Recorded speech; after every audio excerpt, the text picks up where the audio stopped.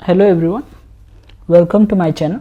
तो देखो, आज हम पढ़ेंगे यूनिट 1 का 4th part, the making of Germany and Italy. यहाँ पे देखियो, Germany, can the army be the architect of a nation? मतलब क्या है, कभी आर्मी किसी देश को बना सकती है, आर्किटेक्ट ऑफ ए नेशन। सो क्या हुआ, जर्मनी यूनिफिकेशन। पहले पार्ट में क्या देखेंगे, जर्मनी कैसे बना, उसके बाद देखेंगे how Italy formed. Okay, next part में है ये। After 1848 nationalism in Europe moved away from its association with democracy and revolution. So nationalist sentiments were often mobilized by conservatives for promoting state power and achieve political dominion over people. So देखो क्या हुआ, ज़्यादातर nationalist sentiment को किसके लिए use किया गया? For promoting state power and achieving political domination. राजनीति के लिए यूज़ किया गया। जैसे अभी भी लोग यूज़ करें, अभी लोग क्या यूज़ करें, जैसे कि रिलीजियन सेंटिमेंट्स को लोग कैसे यूज़ करें एज ए पॉलिटिकल वेपन। तो उस टाइम में नेशनलिस्ट सेंटिमेंट्स जो थी उन्हें भी क्या यूज़ किया जाता था, as a political dominion. Germany and Italy कैसे बने एक नेशन स्टेट, उसके प्रोसेस को हम डिटेल्स में पढ़ेंगे। कैसे नेशनलिस्ट फीलिंग बढ़ी लोगों में और कैसे जर्मन एक स्टेट बनने की उसकी जर्नी जो है, कैसे ये नेशन स्टेट बना, जर्मनी की जर्नी पढ़ेंगे हम लोग। क्या हुआ कि नेशनलिस्ट फीलिंग्स ज़्यादातर मिडिल क्लास जर्मन्स थे,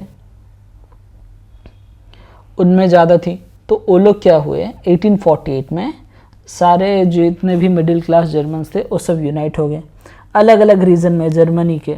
मतलब जर्मनी तो था ही नहीं, मतलब जो छोटे छोटे स्टेट्स मिलके बने हुए थे जर्मन कन्फेडरेशन, तो उसमें इकट्ठे हो गए। तो उन्होंने क्या किया, this liberal initiative to nation building. जो ये देश, देखो ये जो जर्मन मिडिल क्लास थे ये क्या चाहते थे, ये चाहते थे कि खुद का जर्मनी का देश बनाए, एक जर्मन नेशन हो, जर्मन स्पीकिंग पीपल का। पर इन्हें देश जो ये जो प्रोसेस है नेशन बिल्डिंग का, इसे रिप्रेस करने के लिए कौन लोग साथ जुट गए, combined forces of monarchy and the military. Monarchy और मिलिट्री साथ जुट के इन्हें दबाने की कोशिश करने लगे, टू रिप्रेस। और इन्हें और कौन सपोर्ट कर रहे थे, large land owners called junkers of Prussia. देखो ये जो लार्ज लैंड ओनर्स, मतलब जो जंकर्स थे, बड़े बड़े जमींदार, ये लोग सपोर्ट कर रहे थे मिडिल क्लास पीपल को।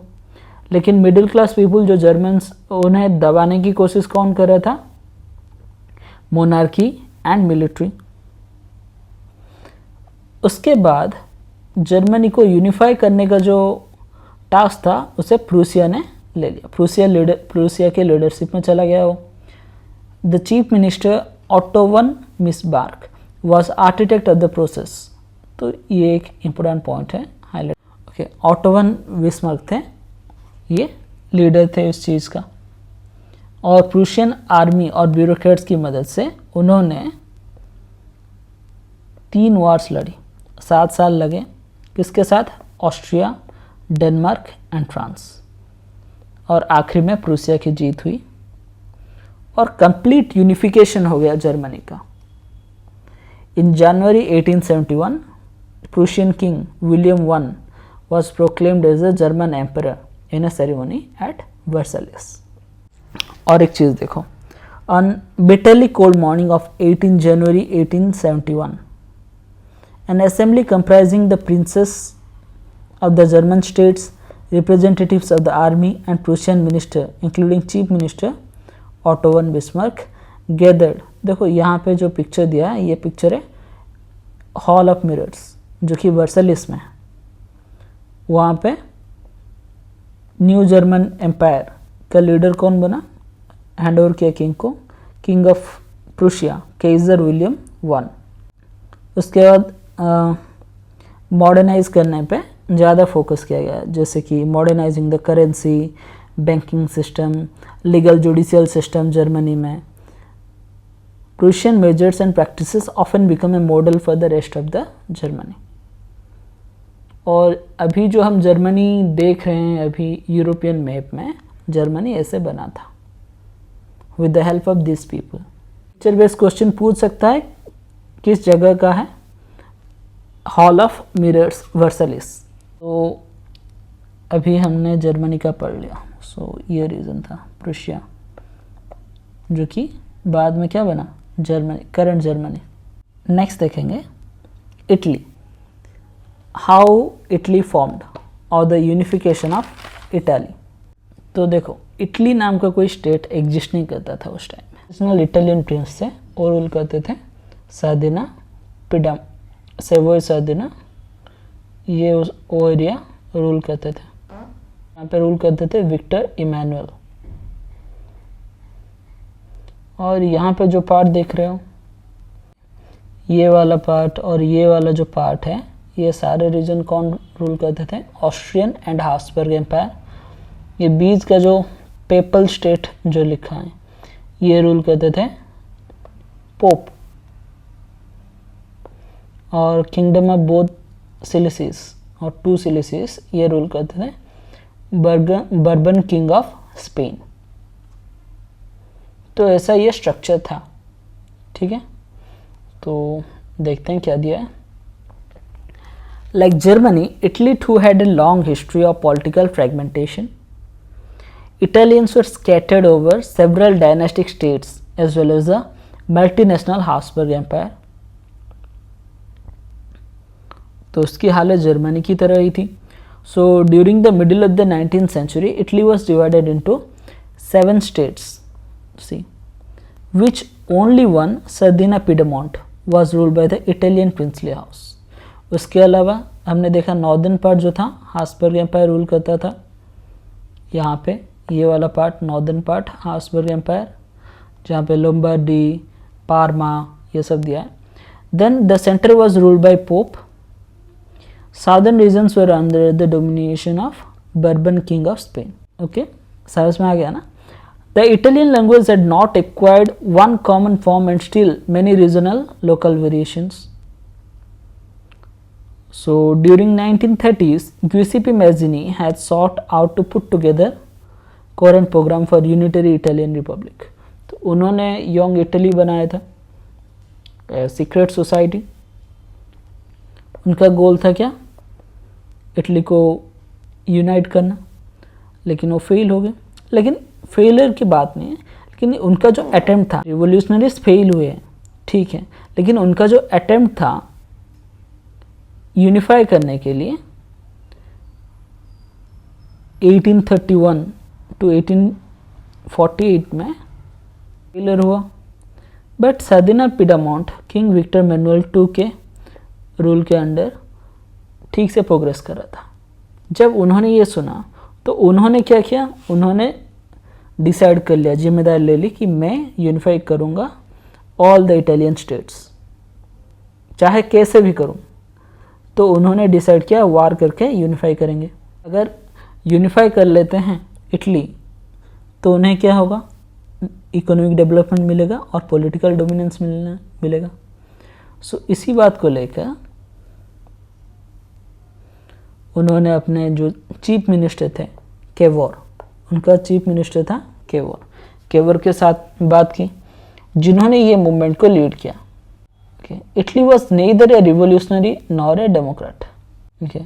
बहुत अलग अलग रीजन्स थे जहाँ पे ना ही डेमोक्रेटिक थे ना ही रिवोल्यूशनरी पीपल थे इटली के।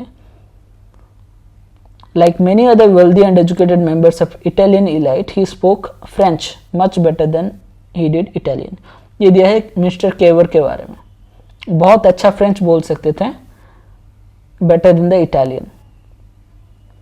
Through a tactful diplomatic alliance with France, engineered by Cavour, Sardinia Piedmont succeeded in defeating the Austrian forces in 1859. Austrian forces को डिफीट कर दिया। तो ये वाला पार्ट कंप्लीट आ गया किसके अंदर, इटली के अंदर आ गया। नॉर्दर्न पार्ट पूरा इटली के अंदर आ गया।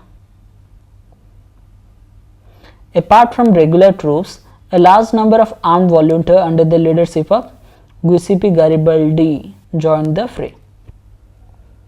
तो देखो पहला किस किस के साथ मिलकर लड़ा, पहला जो अटेम्प्ट था केवोर ने फ्रांस के साथ, किसे हराया, Austrian forces.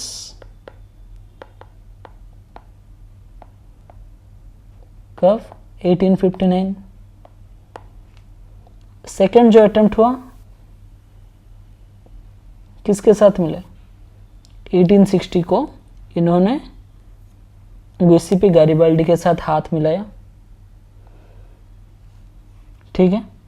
And they March towards south Italy and the kingdom of two Silesies and succeeded in winning the support of the local peasants in order to drive out the Spanish ruler।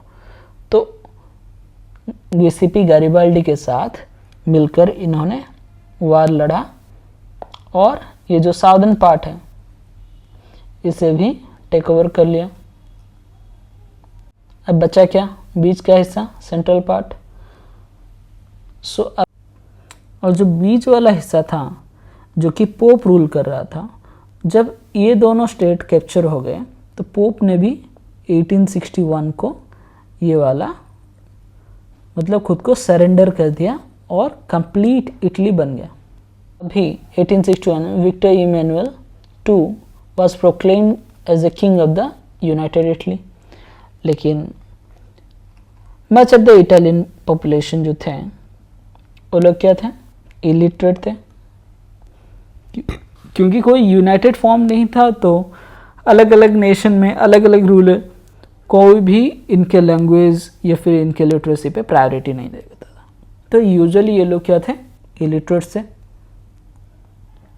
Unaware of the liberal nationalist ideology.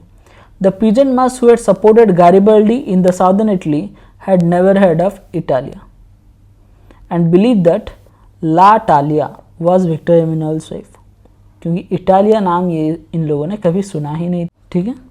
1861 को pope ने भी surrender कर दिया था और complete Italy बन गया था। ये जो दिया है ये जोक के फॉर्म में दिया है। नेक्स्ट हम देखते हैं strange case of Britain. Usually Britain बहुत ही चालाक देश है। ब्रिटेन में क्या होता है अच्छे से देखो। In the modern model of the nation state some scholars have argued is Great Britain for मतलब ब्रिटेन कैसे बना नेशन स्टेट। तो यूजुअली हम जो बोलते हैं ग्रेट ब्रिटेन, देखो नाम पे ही ग्रेट लगा दिया है, क्यों, खुद को ग्रेट। अभी देख लो जो भी लीडर्स होते थे जैसे कि वाइसरॉय होते थे, ये लोग अपने नाम पे क्या लगा देते थे, लॉर्ड। मतलब खुद के नाम पे लॉर्ड लगा दो मतलब भगवान बन गए। ओके छोड़ो, नेक्स्ट हम देखते हैं great Britain. In the Britain the formation of nation state. तो ब्रिटेन में नेशन स्टेट कैसे बना, was not the result of sudden upheaval or revolution, it was the result of a long drawn out process। लंबा चौड़ा process है। क्या है process, there was no British nation prior to the 18th century। 18th century तक proper British nation कुछ exist नहीं करता था। इनकी प्राइमरी आइडेंटिटीज क्या थी, who the people who inhabited in the British Isles were ethnic ones such as English, Welsh, Scot और Irish. मतलब ब्रिटिश जो नेशन था उसके आसपास जो रीजन थे वहाँ पे कौन कौन रहते थे, English, Welsh, Scottish and Irish. All of this ethnic groups had their own cultural and political tradition, but as English nation steadily grew in wealth, importance and power, it was able to extend its influence over the other nations of the islands. क्योंकि धीरे धीरे English nation की power बढ़ रहा है, India से लूट कर सारा ले जा रहा है। Okay, the English parliament which seized power of the monarchy in 1688 at the end of the protracted conflict was the instrument through which nation state या सेंटर। उसके बाद इन्होंने क्या किया, एक्ट ऑफ यूनियन पास किया between England and Scotland that result in the formation of United Kingdom of Britain. Mean in effect the England was able to impose influence on the Scotland। तब 1707 में इन्होंने Scotland को ले लिया और खुद को क्या डिक्लेयर कर दिया, as a United Kingdom of Great Britain. The British parliament was hence for dominated by the English members, क्योंकि स्कॉटलैंड को लिया लेकिन ज़्यादातर इन्फ्लुएंस रहा इंग्लिश मेंबर्स की, तो वहाँ पे स्कॉटिश जो आइडेंटिटी थी वो धीरे धीरे खो गई. The growing of the British identity mean the Scotland's distinctive culture and political institutions were systematically suppressed, उन्हें दबा दिया गया. The Catholic clans that inhabited in the Scottish highlands suffered a terrible repression. Whenever they attempted to assert their independence, the Scottish Highlanders were forbidden to speak the Gaelic language or were their national dress, and large number were forcibly driven out of their homeland. देखो यहाँ पे try ये किया जा रहा है कि उनके कल्चर को ख़त्म कर दिया जाए. सिमिलरली केसेस यहाँ पे ही नहीं है, स्कॉटिश या फिर स्कॉटलैंड में नहीं है. आयरलैंड की बात करो, देखो आयरलैंड का दिया है. Ireland suffered a similar fate. It was a country deeply divided between the, देखो कैथोलिक्स एंड प्रोटेस्टेंट्स, जैसे इंडिया में डिवाइड एंड रूल किया, वहाँ पे भी ऐसे किया. देख लो, the English help the Protestants of Ireland to establish the dominance over the Catholic country. So Catholic revolt against the British dominance were suppressed.